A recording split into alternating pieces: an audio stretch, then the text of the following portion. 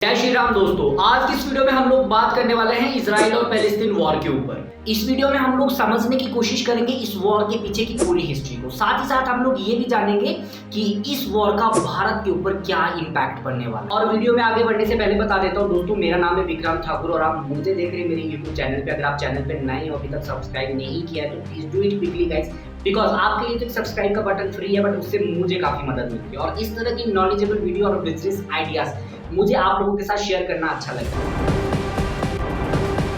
ये बात है 7 अक्टूबर 2023 सुबह 6:30 बजे, जिस समय ज्यादातर लोग अपने अपने घरों में सो रहे हैं और सडनली एयर रेड सायरन बजना शुरू होता है,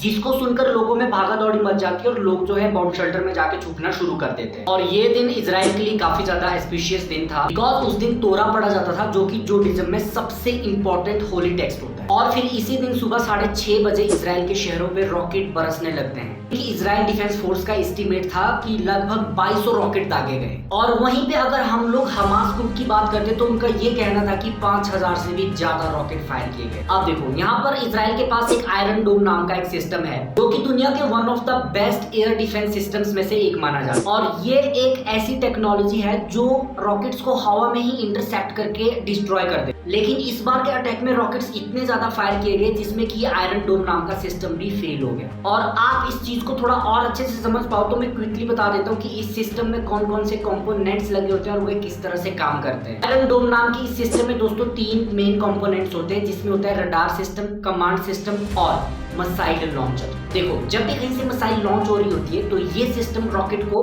डिटेक्ट करके ट्रेजेक्टरी को मैप करता है, जिससे कहीं से भी आने वाली मिसाइल को ये मिड एयर इंटरसेप्ट कर देता है। तो 2012 में जब गाजा ने इजराइल के अगेंस्ट वॉर की थी तो इसी आयरन डोम नाम के सिस्टम ने 85 से ज्यादा मिसाइल्स को जो है मिड ईयर में इंटरसेप्ट कर दिया था, जिससे काफी सारी जानें बच गई। इस बार रॉकेट्स इतने ज्यादा दागे गए कि ये सिस्टम भी फेल हो गया, जिसके कारण इजराइल में एक दिन में 1000 से भी ज्यादा जाने गई। और ये सरप्राइज अटैक पिछले कई सालों में हुए हमलों से काफी ज्यादा बड़ा था, जो कि कहीं ना कहीं हम लोगों को याद दिलाता है यम किपुर वॉर की। आज से 50 साल पहले की हिस्ट्री को खंगाल के देखें तो ठीक अक्टूबर 1973 में इजिप्ट एंड सीरिया ने एक सरप्राइज अटैक प्लान किया था इजराइल के ऊपर, और उसके बाद जो वॉर छिड़ गई थी उसको नाम दिया गया था यम किपुर वॉर। ये बिल्कुल उसी वॉर की याद दिला। ये अटैक एक ना मल्टी प्रॉन्ड अटैक है, मतलब जो कि हवा से, जमीन से और समुद्र के रास्ते किया गया। यहाँ तक कि जो इजराइल और गाजा की बाउंड्री वॉल थी उसको भी जेसीबी के द्वारा गिरा दिया गया। इससे काफी सारे पैलेस्टीनियंस जो है इजराइल टेरिटरी के अंदर घुस गए। और अब इसके बाद अगर ये सारा टॉपिक मैं आपको अच्छे से समझा पाऊं तो मैं आप लोगों को मैप पे लेके चलता हूँ। यहाँ पे देखो दोस्तों, इजराइल और पैलेस्टीन दोनों मिडिल ईस्ट में लोकेटेड है, जिसके कि ठीक नॉर्थ में आता है लेबनान का देश, नॉर्थ ईस्ट में सीरिया, ईस्ट में जॉर्डन और साउथ वेस्ट में इजिप्ट और वेस्ट में मेडिटेरेनियन सी। और अगर मैं आपको ये थोड़ा सा जूम करके दिखाऊं तो आप इस चीज को थोड़ा सा समझिए कि ये जो बीच का हिस्सा है ये इजराइल का है, और पैलेस्टीनियंस की जो टेरिटरीज है वो 2 हिस्सों में बंधी हुई है। एक है वेस्ट बैंक ओरिजिन वाला एरिया जो जॉर्डन के ठीक वेस्ट में आता है, और दूसरा है गाजा स्ट्रिप जो कि इजराइल के साउथ वेस्ट में इजिप्ट के साथ बाउंड्री शेयर करता है। उसी के साथ लोगों के जो है ना पैलेस्टीनियन टेरिटरीज के बीच इजराइल के काफी सारे सेटलमेंट्स भी है, इसके कारण जहाँ पे अभी तक इजराइल का कंट्रोल है। इस कंट्रोल को इलीगल भी कंसीडर किया जाता है यूनाइटेड नेशन और काफी और सारे देशों के द्वारा।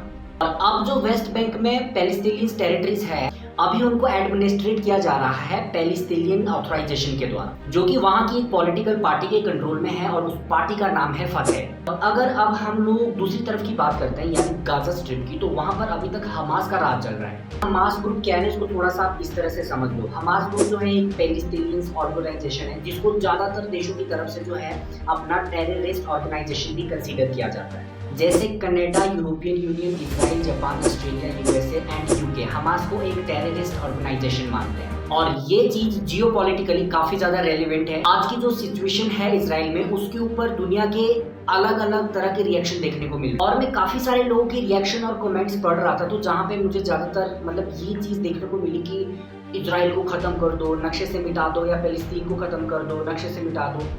बट मेरा खुद का पर्सनल ओपिनियन ये है दोस्तों कि देखो, ये जो टेररिस्ट अटैक होते हैं या वॉर्स होती है उसका जो खामियाजा जो कॉस्ट पे करनी पड़ती है ना, वो हम जैसे और आप जैसे आम आदमियों को करनी पड़ती है। अगर मैं अब इस अटैक की बात करूँ तो इस अटैक को नाम दिया गया था अल अक्सा स्ट्रोक। जरा आप इस चेहरे को थोड़ा गौर से देखो, ये है मोहम्मद दीफ जो हमास के मिलिट्री विंग के लीडर है। देखो इन्होंने मिलकर अल-अक्सा स्ट्रोम का जो है ऐलान किया और सारे पैलेस्टीनियंस को इजराइल के खिलाफ खड़ा कर दिया।